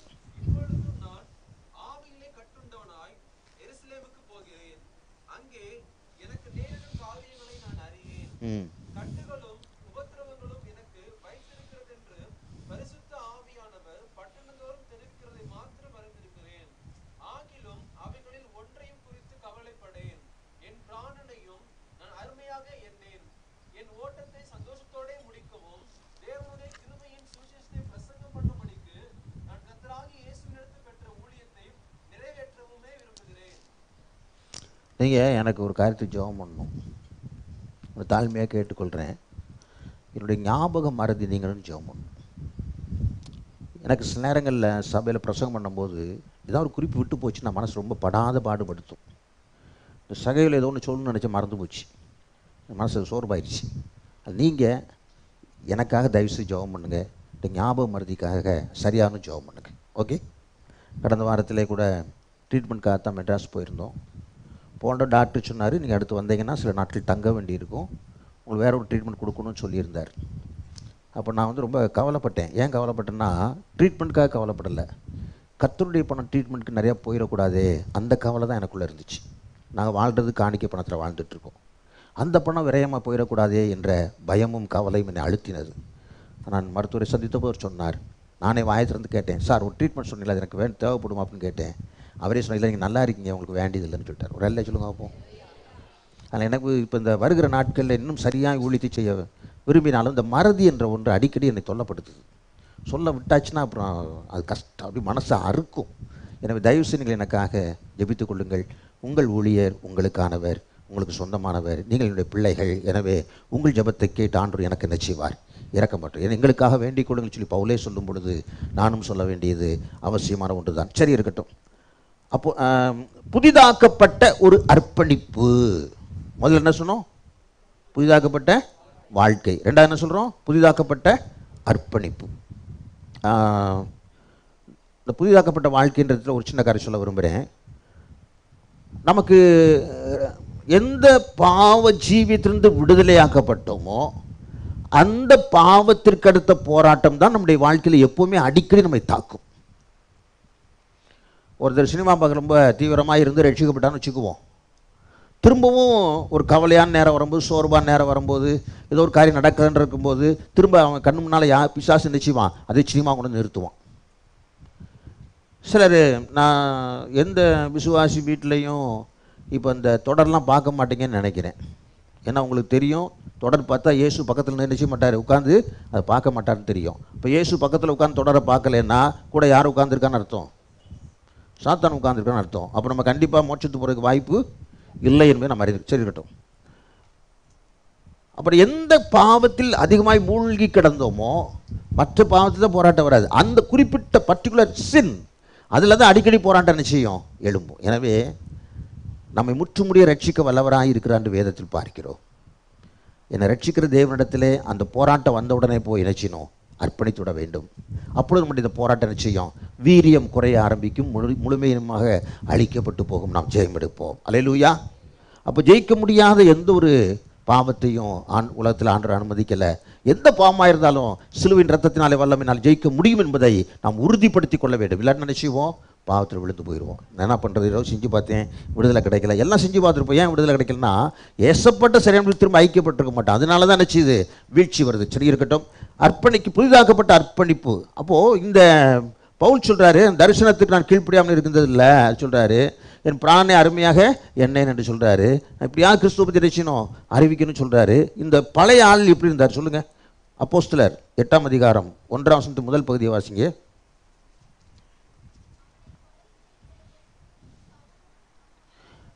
ஸ்தேவான் கொலை செய்யப்படுவதற்கு யாரும் சம்மதித்திருந்தது? சவுலும் சம்மதித்திருந்தான். அதே 8ஆம் அதிகாரம் 3ஆம் வசனம் படிங்க.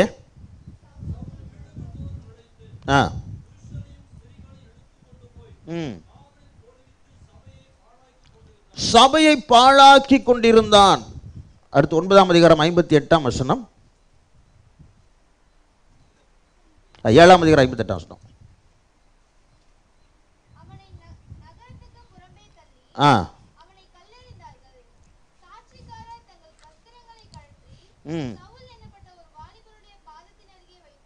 சரி, இங்கே நம்ம பார்க்கிறோம், ஸ்தேவான் கொல்லப்படுவதற்கு அவன் சம்மதித்திருந்தான். அதனால தான் அந்த சாட்சிகளுடைய வஸ்திரங்கள்லாம் என்ன செய்கிறான், அங்கே காத்து கொண்டிருக்கிறான். அதுக்கு போயிடக்கூடாது, பத்திரமா பார்த்துக்கிட்டு இருக்கான். நான் அடிக்கடி சொல்லக்கூடிய வார்த்தை உண்டு, ஸ்தேவானின் மரணம்தான் சவுலை அல்லது பவுலை சந்தித்தது. அல்லேலூயா. ஏனென்றால் யூதர்களுக்கு நிறையா கொள்கைகள் உண்டு, அது உண்டு, இது உண்டு, எல்லாம் உண்டு. ஆனால் அவர் இதே பவுல் தான் யூத மார்க்கத்திலே வைராக்கியமாக இருந்த நாட்களிலே கொடூரமானவனாக இருந்தான். அவன் யோசித்து பார்க்குறான், ஸ்தேவானுடைய மரணம் ஒரு சாந்தமுள்ள ஒரு மரணமாக இருக்கிறதே. அவன் இந்த சூழ்நிலை கூட முழங்கால் படியிட்டு இவர்கள் மேல் இந்த பாவத்தை சுமத்தாதிரும் என்று சொல்லி ஜெபித்தானே. அவனுடைய முகம் தேவதுரை போல பிரகாசமாக இருந்தது. அப்படி என்றால் நான் பின்பற்றுகிற மார்க்கம் சரியா, அவன் பின்பற்ற மார்க்கம் சரியா என்ற கேள்வி அவனுக்குள் நிச்சயது வந்து தெளிவடைஞ்சிட்டான். அல்லேலூயா. அதனால் ஆண்டு சொன்ன உடனே சரண்டர் ஆகிட்டான் ஆண்டவருக்கு.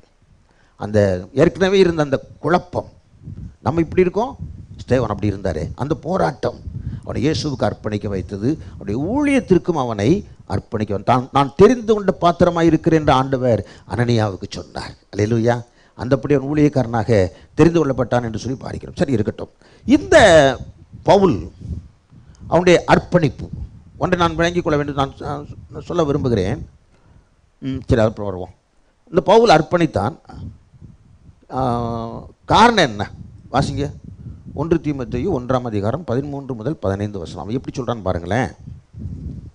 1 தீமோத்தேயு 1ஆம் அதிகாரம் 13 முதல் 15 வசனங்கள். ம் ம் ம் ம் பைபிள் பார்க்குறீங்களா எல்லாரும்? ஆமாம், பிரசங்கம் பண்ணும்போது வசன வாசத்தை பைபிளை பார்க்கணும். பாட்டு போடும் பைபிளை பாட்டு புத்தகத்தை பார்த்து என்ன செய்யணும், பாடணும். யாரோ போன வாரத்தில் 2 பேர் என்கிட்ட பைபிள் கேட்டிருந்தாங்க. அது யாருன்னு எனக்கு ஒருத்தருக்கு மறந்துட்டு, அதில் கேட்டவங்க மட்டும் என்கிட்ட வந்து 2 பைபிள் கையில் வச்சுருக்கேன், வாங்கிக்கலாம். Right, okay. படிங்க பிரதர். ம் ம்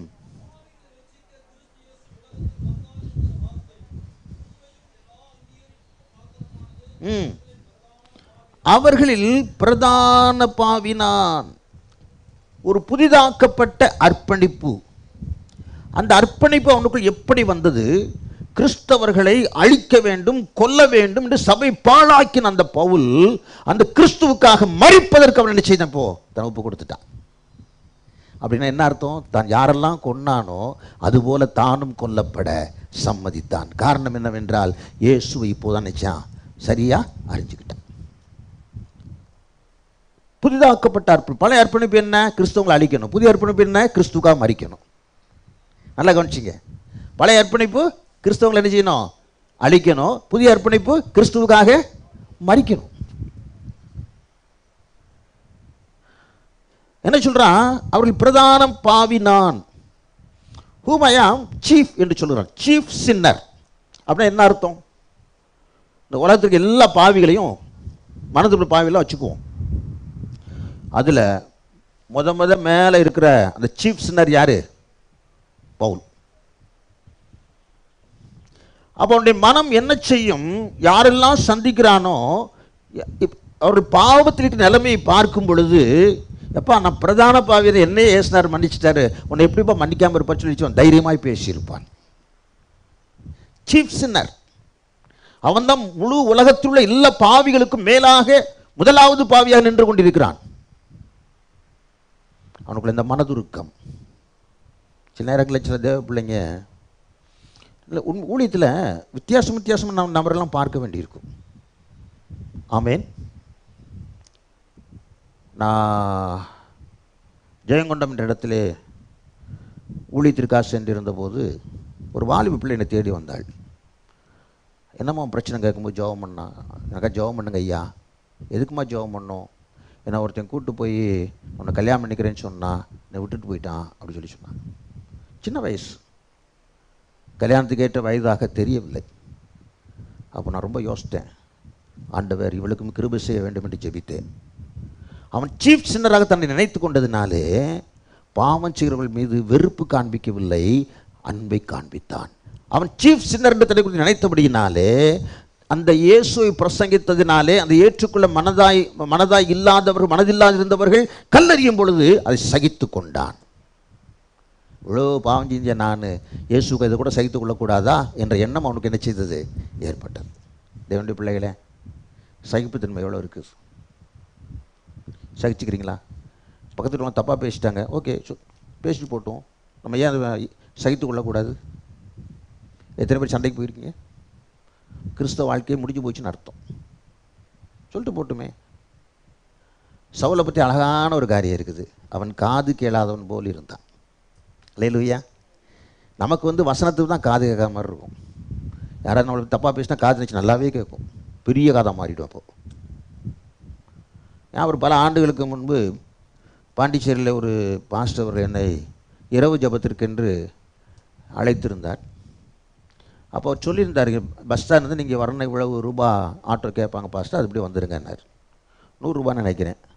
முத்தியால்பட்டின்ற இடத்துக்கு போகிறதுக்கு அப்போது கிட்டத்தட்ட 10-20 வருஷத்துக்கு முன்னால். அப்போது நான் ஒரு ஆட்டோ கேட்டேன். அவர் காசு கூட சொன்னார். ஆனால் அந்த ஆட்டோவை விட்டுட்டு நான் வேறு பக்கம் போனேன், இன்னொரு ஆட்டோ பார்க்கலான்னு போனேன். உடனே அவர் பின்னால் கூப்பிட்றார். எப்படி கூப்பிட்டார் தெரியுங்களா? கண்ணாடிங்க வா அப்படின்னார். நான் கண்டுக்கவே இல்லை. சரி, நான் கண்ணாடி போட்டதுனா சொன்னார், தப்பாக ஒன்றும் சொல்லி அவர் போயிட்டு போகிறார். இப்படித்தாங்க சகிக்கணுங்க. சகிப்புத்தன்மை எவ்வளவு பெருகுதோ அந்தளவுக்கு உங்களுக்குள்ளே பரிசுத்தான அபிஷேகம் பெருகும். ஒரு சின்ன காரியத்தோட சகிச்சுக்க மனசு வர மாட்டேங்கல்ல. காலில் முள்ளு குத்திட்டா கூட ஏன் தான் ஆண்டது முள்ளை படைச்சாரோ. முள்ளு மாதிரி இருக்கிற புருஷனை பார்த்து சொல்லுவாங்க, முள்ளு மாதிரி இருக்க மனைவி பார்த்து ஏன் தான் அந்த முள்ளை கல்யாணம் பண்ணி வச்சாங்க. அந்த முள்ளு தான் நம்மளை பரலோகத்துக்கு கொண்டு வர அருமையான ஒரு தேவனுடைய என்ன சொல்கிறது கருவி. அல்லேலூயா, அல்லேலூயா. அதனால் பிள்ளைங்க சில நேரம் முள்ளாக தான் இருக்கும், மனசை வேதனைப்படுத்தும், கணவரோ மனைவியோ சில வேதனைப்படுத்தக்கூடும். இவையெல்லாம் நாம் சகித்து கொள்ள வேண்டிய காரியங்கள். எதிர்த்தால் நம்முடைய வாழ்க்கையில் விடுதலை கிடைக்காது. சகித்தால் கர்த்தர் மாற்றத்தை கொண்டு வருவார். ஆமென். இவன் என்ன காரியத்தை அதான் கொலை செய்யும்பொழுது துணிந்த அவன் இயேசுவுக்காக மரிப்பதற்கு முன்னே செய்தான். அவள் நல்ல ஒரு புதிதாக்கப்பட்ட அர்ப்பணிப்பு என்று சொல்லுகிறோம். இப்போ புதிதாக்கப்பட்ட அர்ப்பணிப்பில் நாம் இருக்க வேண்டும் என்று சொன்னால் எப்போ நம்ம பாவிகளில் பிரதான பாவி, நானும் தான் பயங்கரமான பாவின்ற எண்ணம் வருதோ அப்போ தான் நமக்கு கர்த்தருக்கு அர்ப்பணிக்கக்கூடிய இருதயம் நமக்கு நிச்சயம் வரும். நம்முடைய பாவம் எவ்வளவு பயங்கரமானது என்பதை உணர்ந்திருப்போம் என்று சொன்னால், திரும்ப சொல்கிறேன், அடுத்தவர்கள் நான் இவ்வளோ தப்புலாம் பண்ணிட்டேன்னு சொல்லும் போது அவர்கள் வெறுப்பு உண்டாகாது, மாறாக அவர்கள் மீது அனுதாபம் ஏற்படும். நம்மகிட்ட ஒருத்தர் பேசுகிறாங்கன்னா எதுக்கு பேசுகிறாங்க? நான் இப்படிலாம் விளம்பரப்படுத்துறதுக்காக பேசுகிறாங்க இல்லை, எனக்கு விடுதலைக்கான வழி தெரியலையேன்னு தான் பேசுகிறாங்க. ஆமேன். அவர்கள் மேல் நமக்கு ஒரு அனுதாபம் ஏற்பட வேண்டும் என்று சொன்னால், நான் எப்படிப்பட்ட மோசமான பாவியாக இருந்தேன் என்ற சிந்தை எனக்குள்ளே கண்டிப்பாக இருக்க வேண்டும். அப்பொழுது மாத்திரமே அவர்கள் மேல் அனுதாபத்தோடு, கிருபையோடு, அவர்கள் மீது ஒரு அன்போடு, அக்கறையோடு அவர்களோடு பேச முடியும். நான் விசுவாசியாக இருந்த காலத்தில் ஞாபகம் இருக்கிறது, நான் ஒரு சின்ன காரியத்தில் ஆண்டுக்கு பிரியமில்லாத ஒரு தவறில் விழுந்து விட்டேன். அப்போது அங்கே ஜோதி அம்மான்னு மதுரையில் ஒரு அம்மா இருந்தாங்க. அவங்ககிட்ட என்னுடைய காரியத்தை சொல்கிறதுக்காக போயிருந்தேன். ஏனென்றால் எனக்குள்ள ஒரு போராட்டம், ஆண்டு இந்த பாவத்தை மன்னிப்பாரா என்ற ஒரு போராட்டம் எழுந்தது. அவட போய் சொன்னேன், இந்த மாதிரி தம்பி, நீங்கள் மனம் திரும்பி நீங்கள் உங்கள் பாவத்தை குறித்து மனஸ்தாப்படுறீங்க தானே, அப்போ ஆண்டவருக்கு மன்னிப்பார். அந்த வார்த்தை என்னை தைரியப்படுத்தினது. இப்படியா, ரட்சிக்கப்பட்டது தானே, ஞானஸ்நானம் பெற்றது தானே, அபிஷேகம் பெற்றது தானே, இப்படி பார்த்து சின்ன நிற்கிறியா, போட வழியே, சொல்லவே இல்லை. அல்லேலூயா. அப்போ இயேசுவின் மனதுருக்கம் நமக்குள் இருக்க வேண்டும் என்று சொன்னால் நம்முடைய அர்ப்பணிப்பு சரியானதாக இருக்க வேண்டும். நமக்குள்ள அந்த சிந்தனை வர வேண்டும். ஆசிங்க 1 கொரிந்தியர் 15ஆம் அதிகாரம் 9ஆம் வசனம்.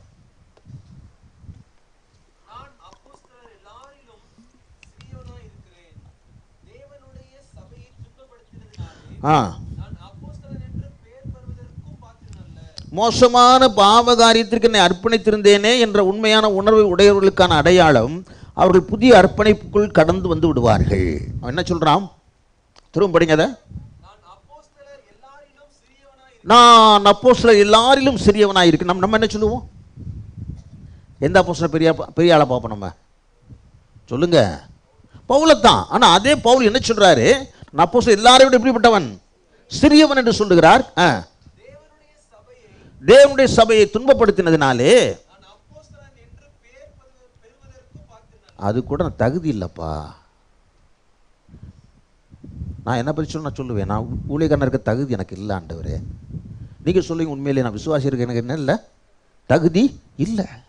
ஆண்டவர் தான் என்ன செய்தார்? விசுவாசியா என்ன மாற்றிருக்கிறார். ஆண்டவர் தான் என்ன செய்தார்? ஊழியக்காரனா மாற்றிருக்கிறார்.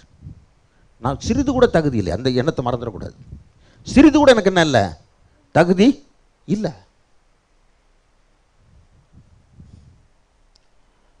பாவகாரியத்திற்கு என்னை அர்ப்பணித்திருந்தேனே என்ற உண்மையான உணர்வு உடையவர்களுக்கான அடையாளம், அவர்கள் புதிய அர்ப்பணிப்பிற்குள் கடந்து வந்து விடுவார்கள். அவன் பழைய அர்ப்பணிப்பு இயேசுவை பின்பற்றின கிறிஸ்தவர்களை கொல்லுவது.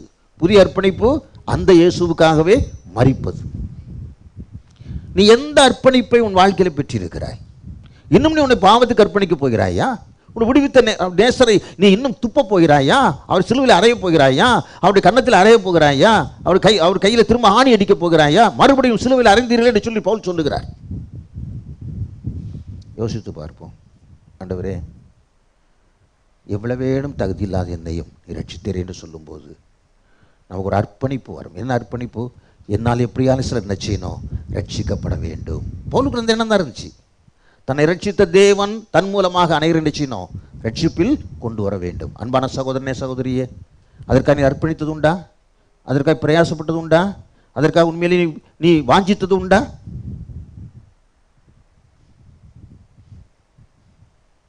எவ்வளவு தூரம் நான் பாவம் செய்திருக்கேன், இனி ஆண்டவருக்காக அர்ப்பணிப்போடு செயல்பட வேண்டும் என்ற எண்ணம் அவனுக்குள் வந்தது. மாபாவியம் என்னை நினைக்க மண்ணான நான் எம்மாத்திரமையா. மாபாவியம் என்னை நினைக்க மண்ணான நான் எம்மாத்திரமையா. தேவதூதரிலும் மகிபனாய் என்னை மாற்றின அன்பை துதிப்பேன்.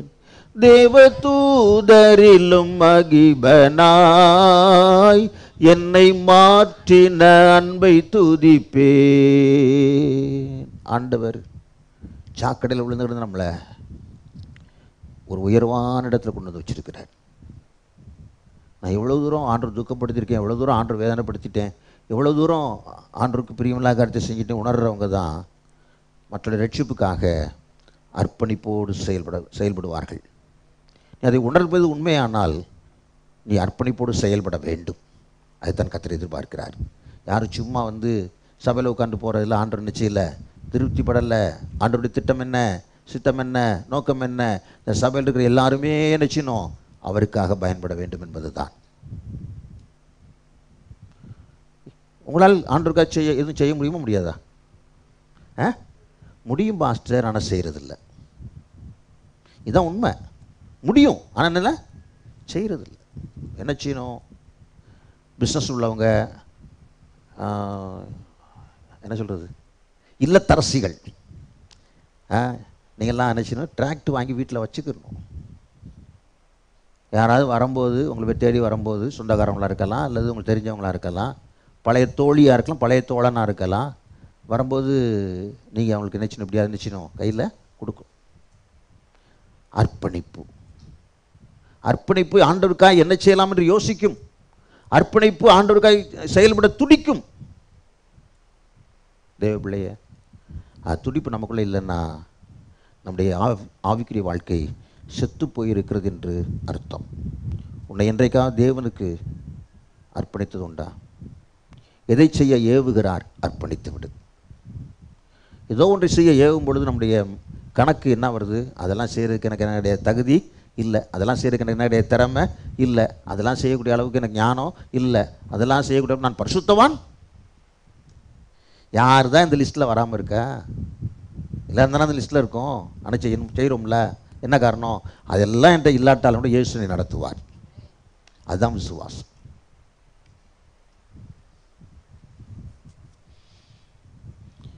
உன்னை என்றைக்காவது தேவனுக்கென்று அர்ப்பணித்தது உண்டா? எதை செய்ய ஏவுகிறார்? அர்ப்பணித்து விடு. கரவலாடுகளின் பின்னாக திரிந்த தாவீதை இஸ்ரவேல் தேசத்தின் ராஜாவாக கர்த்தர் மாற்றினார். அவனுக்கு என்ன அறிவு இருந்திருக்கும்? யாரும் கோச்சிக்காதீங்க, மாடு வச்சுருக்கவங்க யாருன்னு கோச்சிக்காதீங்க. உதாரணத்துக்கு சொல்கிறேன். மாடு வச்சுருக்கவங்களுக்குள்ள மாட்டு புத்தி தான் இருக்க முடியுமா? உலகம் அப்படி நினைக்கும். நமக்கு கூட நம்ம தோணும், நமக்கு புத்தியே இல்லை, நமக்குள்ள என்ன இருக்குது? மாட்டு புத்தி தான் இருக்குதுன்னு நினைக்க தோணும். ஆனால் என்ன செய்ய வேண்டும் என்று அர்ப்பணிக்கிறோமோ அதை செய்வதற்கு நம்மை நடத்துகிற தேவன் நமக்கு இருக்கிறார். அன்பு சகோதரனே, சகோதரியே, பரிசுத்த ஆவியானவர் உன்னை உணர்த்துகிறார், உன்னோடு பேசுகிறார். சில காரியத்தில் உன்னை இதை செய் என்று உன்னோடு இடைபடுகிறார். நீ அர்ப்பணிக்கவில்லை என்பதனால் தான் அதை செய்யவில்லை. இன்றைக்கு ஒரு தீர்மானம், ஆண்டவரே, நான் உமக்காக நான் எதையும் செய்வதற்கு என்னை அர்ப்பணிக்கிறேன். என்னோட பேசின எத்தனை காரியத்தை நான் செய்யலாம் ஆண்டவரே, செய்கிறேன்ப்பா. ஒன்றும் இல்லைங்க, திடீர்னு ஆண்டு நினச்சிக்கிறவங்கள கொஞ்ச நேரம் சபை புதிய ஆத்தமல் வரணும் ஜெபம் பண்ணு அப்படி திடீர்னு உணர்த்துவார். அர்ப்பணிப்பு என்ன அர்த்தம்? உடனே நிச்சயம் முழங்கால் போற்றணும். இப்போ புதிதாக்கப்பட்ட வாழ்க்கை, புதிதாக்கப்பட்ட அர்ப்பணிப்பு, கிறிஸ்தவர்களை கொன்ற அர்ப்பணிப்பு கிறிஸ்துக்காய் கொல்லப்படுறதுக்கு நிச்சயது ஆயத்தமாகிவிட்டது. ஆண்டவரே, என்னுடைய வாழ்க்கை இன்னும் மாற்றம் பெறணும், என்னுடைய வாழ்க்கை நான் அர்ப்பணிப்போடு செயல்பட, உமக்காய் செயல்பட கிருபை தாரும் என்று கேட்போம். மீதி குறிப்பில் வருகிற நாட்டில் நாம் தியானிக்கலாம், ஜெபம் பண்ணும்.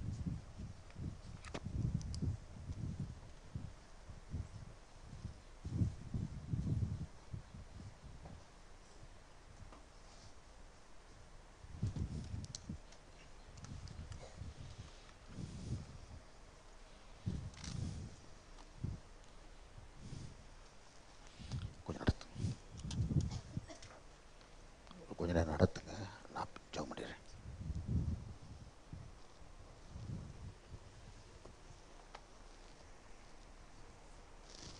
சோதரமாப்பா, சோதரமாண்டவரே, சோதரிக்கிறோமப்பா, சோதரமாண்டவரே. கேட்ட வார்த்தைகளை ஒரு நிமிடமாக, ஒருவேளை சகைவன் ரட்சிப்பினுடைய காரியத்தை பெற்றுக்கொண்டது போல பவுலுடைய காரியத்தில் கிறிஸ்துவுக்காக மரிக்கக்கூடிய அந்த அர்ப்பணிப்பு.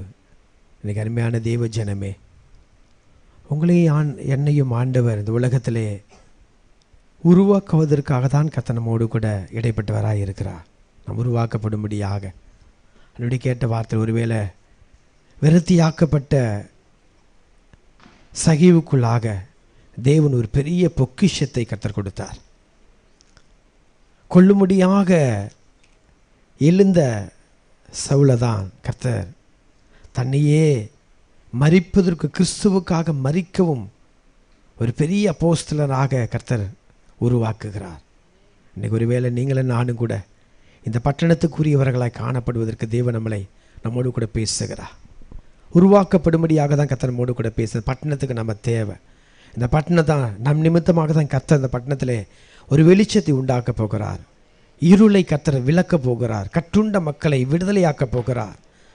நாம் உருவாக்கப்படுவதற்கு தேவ சமூகத்தில் நாம் அர்ப்பணிக்கப்படும் பொழுதுதான் கர்த்தர் நம் மூலமாய் அநேகர் உருவாவதற்கான ஒரு கருவியாய் கர்த்தர் நம்மளை, ஒருவேளை இன்றைக்கு ஆண்டவர் உங்களை கருவியாய் கர்த்தர் பார்க்கிறார். ஒருவேளை உலக பிரகாரமாக பல நேரங்களில் நம்மை நாமே நொந்து கொண்டு இருக்கிறோம். எதற்கு நான் இருக்கிறேன், எதற்கு நான் வாழணும், என்னால் என்ன பிரயோஜனம் இருக்குன்னு சொல்லி. இல்லை, உங்கள் நிமித்தமாகத்தான் உன் பகுதியை கர்த்தர் உருவாக்க போகிறார். உன் நிமித்தமாக தான் உன்னுடைய வசிக்கிற வீதிகளை கர்த்தர் உருவாக்க போகிறார். உங்கள் மூலமாக தான் உன் அருகில் இருக்கிற ஜனத்தை கர்த்தர் ஒரு வெளிச்சத்தை காணும்படியான ஒரு கருவியாய் கர்த்தர் உங்களை உண்டாக்க போகிறார். அந்த அர்ப்பணிப்புக்குள்ளாக ஹல்லேலூயா ஆண்டவரே, இந்த நாளிலும் கூட தகப்பனே நோக்கி நாங்கள் பார்க்குறோம். எங்களை உபயோகப்படுத்துங்கப்பா. யாரெல்லாம் ஆண்டவரே என்னை உபயோகப்படுத்துங்கப்பா. ஆண்டவரே 2000 ஆண்டவரப்பா அந்த 21வது ஆண்டில் தகப்பனையா என் வாழ்க்கை ஆண்டவரே நான் எனக்காக வாழ்ந்தது போதும். என் ஆண்டவருக்காக என் பட்டணத்தை, என் தெருவை, ஹல்லேலூயா இல்லைன்னு சொன்னால் என்னுடைய குடும்பத்தை நான் முழுவதுமாய் கொண்டு வருவதற்கப்பா நான் அர்ப்பணிக்கும்படியாக நோக்கி நான் பார்க்கிறேன் ஆண்டவரப்பா. என்னுடைய குடும்பம் இன்னும் முழுமையாக்கப்படலை தகப்பனே. அவைகளுக்காகவே தகப்பனையா இந்த வருஷத்தை ஆண்டவரப்பா என்னோடு கூட இருக்கிற என் குடும்பத்தை தகப்பனை முழுமையாக கொண்டு வருவதற்கு நான் அர்ப்பணிக்கிறேன் தகப்பனையா. ரட்சிப்புக்குள்ளாக என் குடும்பத்தை நடத்துவதற்கு ஐயா, தேவனுக்கு பிரியமான குடும்பமாய் தகப்பனை நான் வாழ்வதற்கு தகப்பனையா என்னை நான் அர்ப்பணிக்கிறேன்னு நம்ம சொல்லும் பொழுது கர்த்தர் நிச்சயமாகவே கண்டேன் கல்வாரியின் காட்சி, கண்ணில் உதிரம் சிந்துதே. கண்டேன் கல்வாரியின் காட்சி, கண்ணில் உதிரம் சிந்துதே. அன்பான அண்ணல் நம் இயேசு நமக்காய்ப்பட்ட பாடுகள். அன்பான அண்ணல் நம் இயேசு நமக்காய்ப்பட்ட பாடுகள். பாழும் உலகினிலே பாவ கரை போக்க, பாழும் உலகினிலே பாவ கரை போக்க, சிலுவை சுமந்து போகும் காட்சி கண்முன் காணுதே. சிலுவை சுமந்து போகும் காட்சி கண்முன் காணுதே. கண்டேன் கல்வாரியின் காட்சி, கண்ணில் உதிரம் சிந்துதே. கண்டேன் கல்வாரியின் காட்சி, கண்ணில் உதிரம் சிந்துதே. அன்பான அண்ணல் நம் இயேசு நமக்காய்ப்பட்ட பாடுகள். அன்பான அண்ணல் நம் இயேசு நமக்காய்ப்பட்ட பாடுகள். எல்லாரும் எழுந்து நிற்போமா? ஆண்டவரே என்னை அர்ப்பணிக்கிறேன். 134வது பாடல். எனக்காய் பாடுபட்டு என்ன சிறுக்கென்று நான் இதுவரைக்கும் ஒன்றுமே செய்யலை ஆண்டவரே. இத்தனை வாய்ப்புகளை ஏற்படுத்தி கூட நான் அதை பயன்படுத்த தவறிட்டேன் ஆண்டவரே. இந்த புதிய ஆண்டிலே நான் நினைக்கிறேன் எல்லா ஞாயிற்றுக்கிழமையிலையும் கடைசியாக ஒரு ஜபத்தை சேர்த்துக்கலான்னு நினைக்கிறேன். ஆண்டவர் சபைக்கு புதிய ஆத்துமாக்களை தாருன்னு சொல்லி நம்முடைய இருதயம் பாரத்தால் நிறையட்டும். கல்வாரி மலை மீதிலே கள்வரின் மத்தியிலே கல்வாரி மலை மீதிலே கள்வரின் மத்தியிலே சிலுவையில் அறைந்தனரே நமக்காய் ஜீவனை விட்டார். சிலுவையில் அறைந்தனரே நமக்காய் ஜீவனை விட்டார். கண்டேன் கல்வாரியின் காட்சி கண்ணில் உதிரம் சிந்துதே. கண்டேன் கல்வாரியின் காட்சி கண்ணில் உதிரம் சிந்துதே. அன்பான அண்ணல் நம் இயேசு நமக்காய் பட்ட பாடுகள். அன்பான அண்ணல் நம் இயேசு நமக்காய் பட்ட பாடுகள். முள்கிரீடம் சூடினரே மூன்றாணி மீதினிலே. முள்கிரீடம் சூடினரே மூன்றாணி மீதினிலே. விழாவில் ஈட்டியிலே பிளக்கப்பட்டார் நமக்காய். விழாவில் ஈட்டியிலே பிளக்கப்பட்டார் நமக்காய். கண்டேன் கல்வாரியின் காட்சி கண்ணில் உதிரம் சிந்துதே. கண்டேன் கல்வாரியின் காட்சி கண்ணில் உதிரம் சிந்துதே. அன்பான அண்ணல் நம் இயேசு நமக்காய் பட்ட பாடுகள். அன்பான அண்ணல் நம் இயேசு நமக்காய் பட்ட பாடுகள். பொல்லா உலகினிலே ஜீவிக்கும் மானிடனே. பொல்லா உலகினிலே ஜீவிக்கும் மானிடனே. பாரும் அவர் உனக்காய் குருதி சிந்தும் காட்சியை. பாரும் அவர் உனக்காய் குருதி சிந்தும் காட்சியை. கண்டேன் கல்வாரியின் காட்சி கண்ணில் உதிரம் சிந்துதே. கண்டேன் கல்வாரியின் காட்சி கண்ணில் உதிரம் சிந்துதே. அன்பான அண்ணல் நம் இயேசு நமக்காய் பட்ட பாடுகள். அன்பான அண்ணல் நம் இயேசு நமக்காய் பட்ட பாடுகள். வேறே ஆடுகளும் எனக்கு உண்டு என்று ஆண்டவர் சொன்னாரே. இந்த வலது கரத்தை இருதயத்திலே வைத்த ஆண்டவரே, இந்த புதிய வருடத்திலே உமக்காய் ஊழியம் செய்ய நான் அர்ப்பணிக்கிறேன். என்னை போன்ற பாவத்தில் உள்ள கொடுத்த பாரத்தை எனக்கு தாரும். முன்பு நான் எந்த பாவத்தில் ஈடுபட்டேனோ அதே பாவத்தில் கண் முன்பாக எத்தனை பேர் போகிற நான் பார்க்க முடிகிறது ஆண்டவரே. இந்த பாரத்தை எனக்கு தாங்க ஆண்டவரே. கிறிஸ்தவர்களை அழிக்க அர்ப்பணித்த பவுல் கிறிஸ்துவுக்காக மரிக்க தன்னை அர்ப்பணித்தானே, அது ஒரு புதிய அர்ப்பணிப்பு. இன்னும் என்னுடைய தேவைக்காக மட்டுமே தேடுகிற ஒரு அர்ப்பணிப்பு அல்ல ஆண்டவரே. என் பிரச்சனைகளுக்காக மட்டுமே தேடுகிற ஒரு அர்ப்பணிப்பு அல்ல ஆண்டவரே. அதையும் தாண்டி அன்னையுடைய ரட்சிப்புக்கு நான் பயன்பட வேண்டுமே என்ற அர்ப்பணிப்பை எனக்கு தாங்க ஆண்டவரே. அல்லேலூயா, உமக்கு ஸ்தோத்திரம். சகோதர பக்கத்தில் யாரால் ஜெபிக்க விரும்பினால் பாரப்பட்டால் தயவுசு முன்பாக வாருங்கள். அந்த மைக்கில் ஜெபம் பண்ணுங்க. தேவ சமூகத்தில் உடைந்த உள்ளத்தோடு கண்ணீரோடு கூட ஆண்டவரே என்னை அர்ப்பணிக்கிறேன்.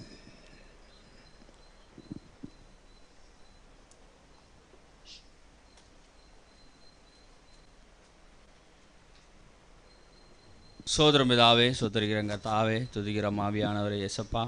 ஆண்டவரே, யா இந்த 2021 வருஷம் இந்த புது வருடத்தில் ஆண்டவரே, யா அடியனோடு பேசுகிற இந்த வார்த்தைக்காக கீழ்படுகிறங்க தாவே. ஆமாம் ஆண்டவரே. ஆண்டவரே அப்பா, என்ன ஆண்டவரே, ஐயா மறிக்க போன என்ன ஆண்டவரே, ஐயா மீண்டுமா உயிரை கொடுத்து தட்டினீர் ஆண்டவரே. ஐயா என்ன போல உள்ளவங்க நிறையா பேர் இருக்கிறாங்க ஆண்டவரே. ஐயா எங்கள் பகுதியிலும் ஆண்டவரே ஐயா குடித்து விட்டு இருக்கிறாங்க ஆண்டவரே. ஐயா என் குடும்ப சகோதரர்களும் ஆண்டவரே ஐயா அவர்களையும் ரட்சிக்கணும். ஐயா எங்கள் தெருவில் உள்ள யாவரையும் ரட்சிக்க பண்ணணும் ஆண்டவரே. என் கூட இருக்கிறவங்க பேசுகிறவங்க எல்லாருமே ஆண்டவரே பாவத்தில் தான் ஆண்டவரே இருக்கிறாங்க ஆண்டவரே. ஏசப்பா அவர்களெல்லாம் நீங்கள் ரட்சிக்கணும் கர்த்தாவே. ஏசப்பா தேவன் தாமே ஆண்டவரே எதற்காக அழைத்தீரோ ஆண்டவரே ஐயா அந்த காரியம் ஆண்டவரே என் மூலியமா எங்கள் பகுதியில் நிறைவேறணும் கர்த்தாவே. ஏசப்பா ஆண்டவரே ஐயா எங்களுக்காக நீங்க சிலுவை சுமந்தீர் ஆண்டவரே. ஐயா எங்களுக்காக ரத்தம் சிந்தினீர் ஆண்டவரே. ஏசப்பா அதுல கழுவப்பட்டனா ஆண்டவரே ஐயா இலவசமா பெற்றுக்கொண்டு சும்மா இருக்க கூடாது ஆண்டவரே. ஐயா பிறருக்கு இந்த ரட்சிப்பை நான் செலுத்தணும் ஆண்டவரே. தவற விட்டதுக்காக ஆண்டவரே என்னை மன்னிச்சிருங்கப்பா ஆண்டவரே. இனி ஒரு நிமிஷம் கூட ஆண்டே சுமாராதபடி என் தேவனுக்காக ஆண்டவர் ஒரு கருவியாக நான் பயன்பட ஆண்டவரே நான் அர்ப்பணிக்கிறேன் கர்த்தாவே. ஐயா இந்த அர்ப்பணிப்பு இந்த ஆண்டில் எனக்கு புதிதாக ஒரு அர்ப்பணிப்பா இருக்க தேவனே. ஐயா சவுல் போல ஆண்டவரே ஐயா உமக்காக ஆண்டவர் நான் வாழ விரும்புகிறேன் ஆண்டவரே. தேவன் தாமே என்ன ஆண்டவரே கிருபையாக நீங்கள் தாங்கி ஏந்துபடியாக செபிக்கிறோம் ஆண்டவரே. தேவன் தாமே என் மீறுதலெல்லாம் மன்னித்த ஆண்டவரே ஐயா கிருபையா இறங்கும்படியாக செபிக்கிறோம் ஆண்டவரே. ஐயா கூட்டிருக்க யாவருக்கும் செபிக்கிற எங்கள் எல்லோருக்கும் இந்த ஆசீர்வாதத்தை கொடுங்க ஆண்டவரே. ஆசீர்வதியும் பலப்படுத்தும் மீட்பரும் இரட்சகருமான இயேசு கிறிஸ்து நாமத்தில் செபிக்கிறோம் ஜீவ நல்ல பிதாவே. ஆமென். அப்படியே ஒரு நிமிஷம் ஆண்டவரே எங்கள் சபைக்கு புதிய ஆத்துமாக்கள் வேணும் ஆண்டவரே. என் மூலமாக ரட்சிக்கப்பட்ட ஆத்துமாக்கள் சபைக்கு வேணும் ஆண்டவரே. கிழக்கிலும் வடக்கிலும் தெற்கிலும் மேற்கிலும் இருந்து ஜனங்களை கூட்டி சேரும் ஐயா. ஒரு வறண்ட சபையாய் தான் இன்னும் இருக்கிறது ஆண்டவரே. வேணாம் ஐயா. ஒருவேளை இந்த சமூக நிலை கடைப்பிடித்து நாங்கள் அறம் நடத்த வேண்டும் என்பது தொடர்ச்சியாக இருந்தால் கூட பக்கத்தில் நாங்கள் ஏதாலும் ஷெட்டை போட்டாலும் அப்படிப்பட்ட ஆத்துமாக்களை நடத்தக்கூடிய ஒரு அனுபவம் வேண்டும். எங்களை இருதயத்தில் திருப்தி இல்லை ஆண்டவரே, சந்தோஷம் இல்லை ஆண்டவரே. ஆத்துமாக்கள் வராதபடி நாங்கள் எப்படி ஆண்டவரே நாங்கள் சந்தோஷமாக இருக்க முடியும்? நீங்கள் எங்களுக்கு கொடுத்த ஆசீர்வாதத்தில் மட்டும் நாங்கள் எப்படி ஆண்டவர் திருப்தியாக இருக்க முடியும்? கர்த்தாவே எங்களுக்கு உதவி செய்யுங்கப்பா. புதிய ஆத்துமாக்களை தாங்க. கேட்போமா? எல்லாரும் கேட்போமா?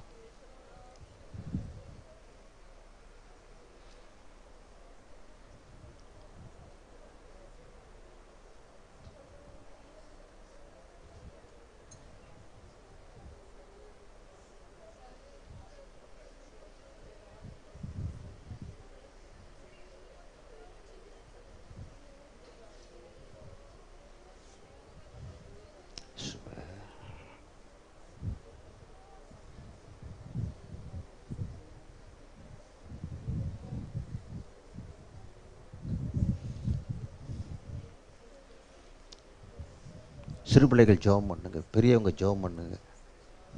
ஆண்டவர்கள் சபைக்கு புதிய ஆத்துமக்களை ஏராளம் தாங்க ஆண்டவரே. வருகை நாள் சீக்கிரமாக இருக்கிறது, உதவி செய்யுங்கப்பா. இனியும் வறட்சிகளுக்குள் எங்களுடைய சபையில் இருக்கக்கூடாது ஆண்டவரே. ஒரு திருப்தி இருக்கணும்ப்பா, மன நிறைவு இருக்கணும் ஆண்டவரே. புதிய ஆத்துமக்களை சபைக்குள் கொண்டு வந்து சேருங்கப்பா.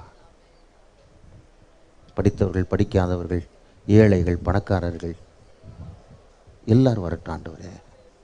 அன்பை தேடி ஓடி வரட்டும் ஆண்டவரே. நாங்களும் சாட்சியாக நிற்க எங்களுக்கு உதவி செய்யுங்க ஆண்டவரே. சாட்சி நாங்கள் இழந்து விடாது இருக்க எங்களுக்கு உதவி செய்யுங்க ஆண்டவரே.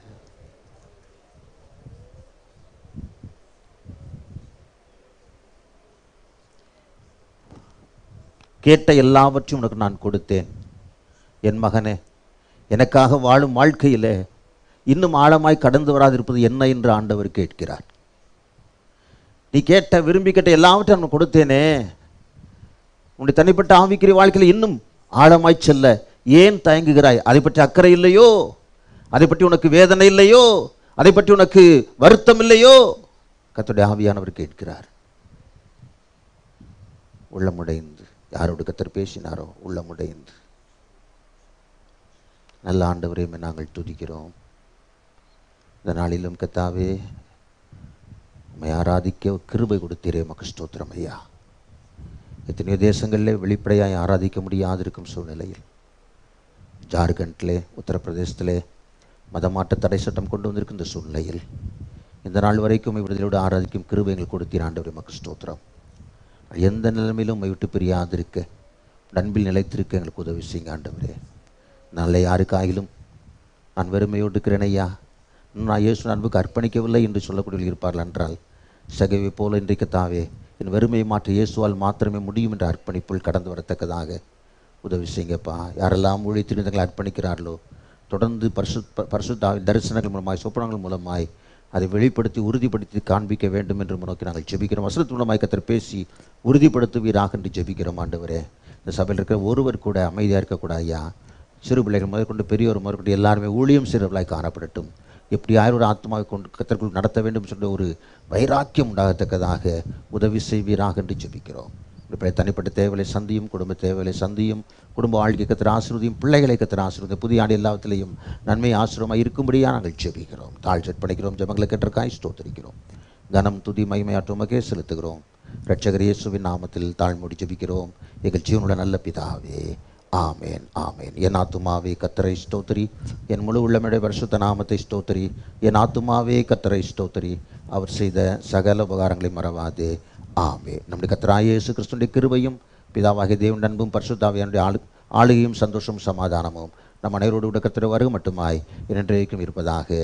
ஆமேன் ஆமேன். அல்லேலூயா அல்லேலூயா அல்லேலூயா. எல்லாருக்கும் ஸ்தோத்திரம். கர்த்தர் உங்களை ஆசீர்வதிப்பார். நமக்கு தெரிந்து மிஷினரி காணிக்கை நம்ம எடுக்கிற வழக்கம் உண்டு, உங்களுக்கு தெரியும். அதனால் நீங்கள்